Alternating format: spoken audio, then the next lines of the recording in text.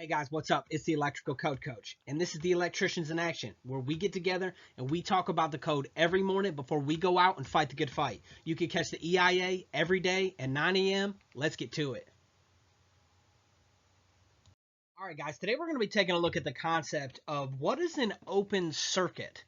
So an open circuit, what is that? What does that mean? Is open on or open off?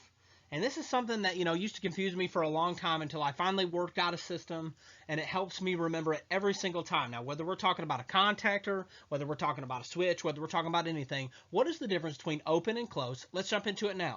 All right, so the easiest way that I've thought to remember this when I'm dealing with circuitry in any type is open equals off.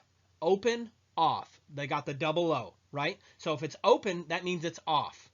Whether it's a contactor, a switch, a relay, whatever. If that thing is open, that means it's off. And when it's closed, it's on. So if it's open, off, closed, on.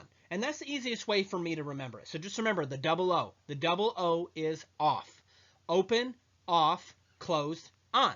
So whether we're dealing with the open neutral, that means it's just disconnected, isn't it? We have an open neutral. It's open. It's not closed. It's open. Whether we have an open ground, that means the ground's not there. The ground is missing. So just remember, when you're dealing with circuits or anything like, along these lines, it's going to be open, off, and closed, on. I'm the Electrical Code Coach. Let's get to it. Hey guys, that's it for today, but I want to remind you to just hang in there and keep fighting. If we all stick together, we'll make it through this and we'll come out stronger than we've ever been before. I'm here to help you every step of the way in life and in business. Just email me at electricalcodecoach@gmail.com. Let's get to it.